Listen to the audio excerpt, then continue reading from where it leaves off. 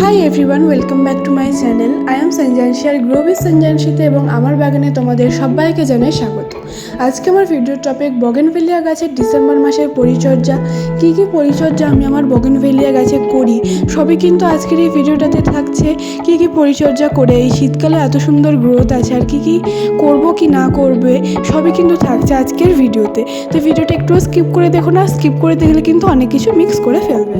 Bougainvillea কিন্তু আমাদের একটি পার্মানেন্ট গাছ আমাদের বাগানের।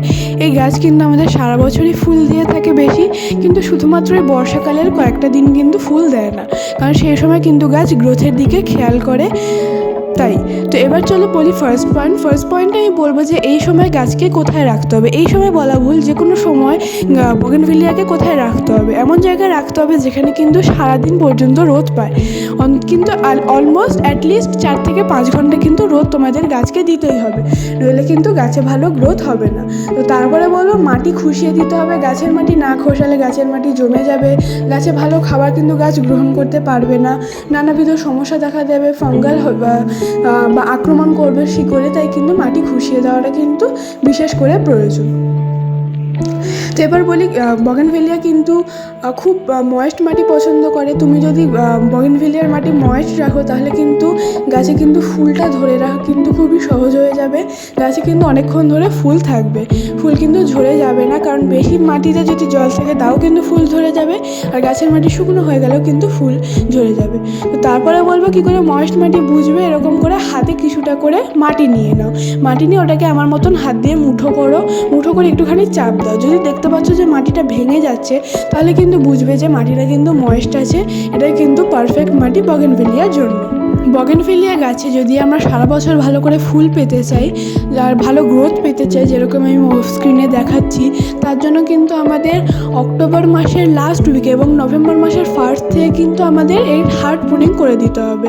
তো যারা করনি তারা কিন্তু টিপ প্রুনিং করে দেবে। তো টিপ প্রুনিং কেমন করে করবে, তো দেখো এই যে এরকম একটা নতুন যে গ্রোথ দেখতে পাচ্ছ ওটা কিন্তু এরকম করে পিঞ্চিং করে দেবে, এটাই কিন্তু বগেনভেলিয়ার টিপ প্রুনিং। এরকম করে দেবে যারা কিন্তু ওই প্রুনিংটা মিস করে গেছে। তো আমার গাছে এখন অতটাও ভালো গ্রোথ নেই, কারণ আমি নভেম্বর মাসের একদম লাস্টের দিকে কিন্তু করেছিলাম, মানে বুঝতেই পারছো কত দেরি হয়ে গেছে।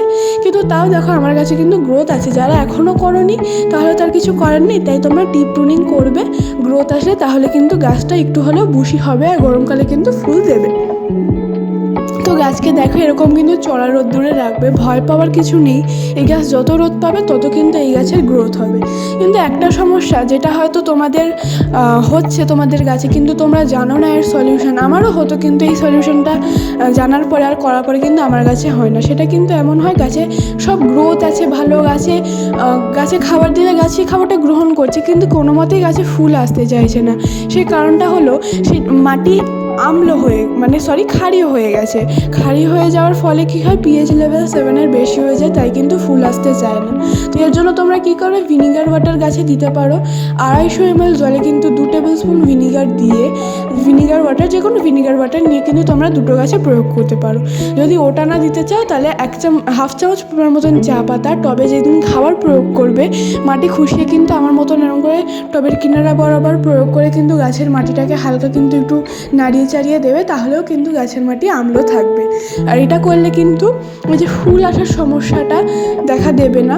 দেখো আমি কিন্তু চামচ দিয়ে ভালো করে নেড়ে চেড়ে নিচ্ছি, যার ফলে কিন্তু ওই মাটিটার সাথে চা পাতাটা ভালো করে মিশে যায় এবং কিন্তু বগেনভেলিয়ার যেই মাটিটা পছন্দ গাছ কিন্তু সেই মাটি উপলব্ধ করতে পারবে।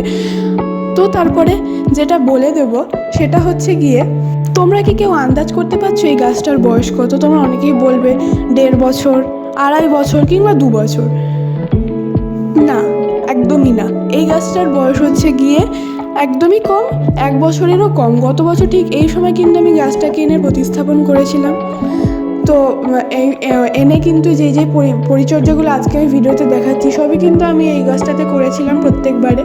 তো দেখো এবার আমি বলবো তোমাদের টিপস নাম্বার 2। টিপস নাম্বার 2তে কিন্তু অল অ্যাবাউট প্ল্যান্ট ফুড থাকছে।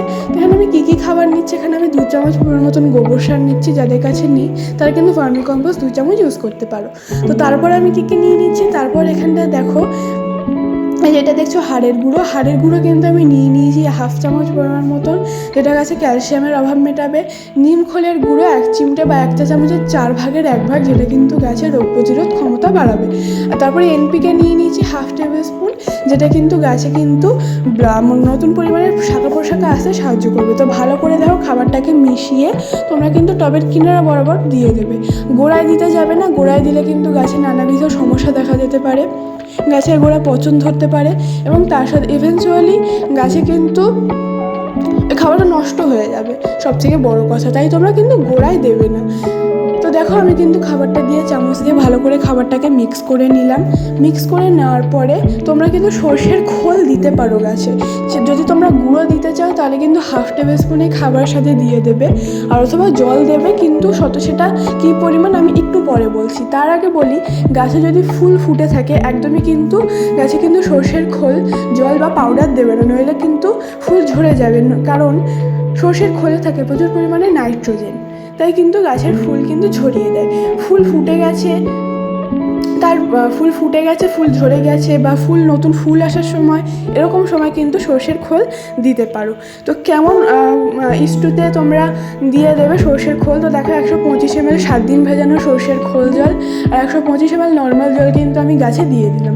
এটা কিন্তু গোড়ায় দিতে পারো, কোনো সমস্যা নেই।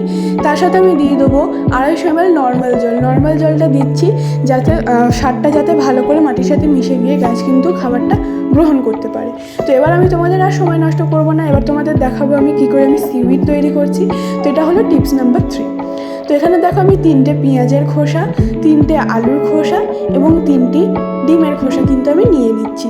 এখানে কিন্তু আমি 2 লিটার জল নিয়েছি, নিয়ে কিন্তু আমি এখানে দিয়ে দিয়েছি। এবার তার সাথে নিয়ে নিয়েছি 1 চামচ পরিমাণ মতন চা পাতা। তো এগুলো সব কিন্তু ভালো করে মিক্স করে কিন্তু আমরা একদিন রেখে দেবো। সিউইড কিন্তু গাছে খাবার দেওয়ার 2 দিন পর দিতে হয়। তো তোমরা 2 দিনের অবধি অপেক্ষা করার দরকার নেই, 24 ঘন্টা দিলেই পরেই দেওয়া যথেষ্ট। তো এবার যখন তোমরা দেবে এর সাথে কিন্তু আরও 2 লিটার ওয়াটার ডাইলিউট করে দেবে, ডাইরেক্ট দিতে যাবে না, এবং 250 ml করে প্রত্যেকটা গাছের টবের মাটিতে কিন্তু প্রয়োগ করবে।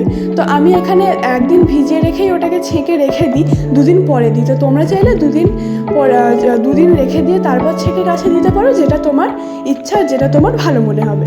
তো আমি এরকম করে কিন্তু বাড়িতে সিউইড তৈরি করে গাছে দিই, আমার কিন্তু আর সিউইড কিনতে লাগে না। তো আজকের মতন এই ভিডিওটা এই পর্যন্ত। ভিডিওটা কেমন লাগলো অবশ্যই আমাকে কমেন্টে জানিও। আমি কিন্তু এই পরিচর্যাগুলোই কিন্তু আমার এই বগেনভিলিয়া গাছে করি এবং কিন্তু প্রচুর পরিমাণে গ্রোথ পাই। যদি বাগান সংক্রান্ত কোনো জিজ্ঞাসা থাকে অবশ্যই আমাকে কমেন্ট করো, আর ভিডিওটা অ্যাবসলিউটলি একটা লাইক করে দিও। কোনো চেনাশোনা বাগানে থাকলে অবশ্যই তার সাথে শেয়ার করে দিও। আর অ্যাবসলিউটলি থ্যাঙ্কস ফর ওয়াচিং।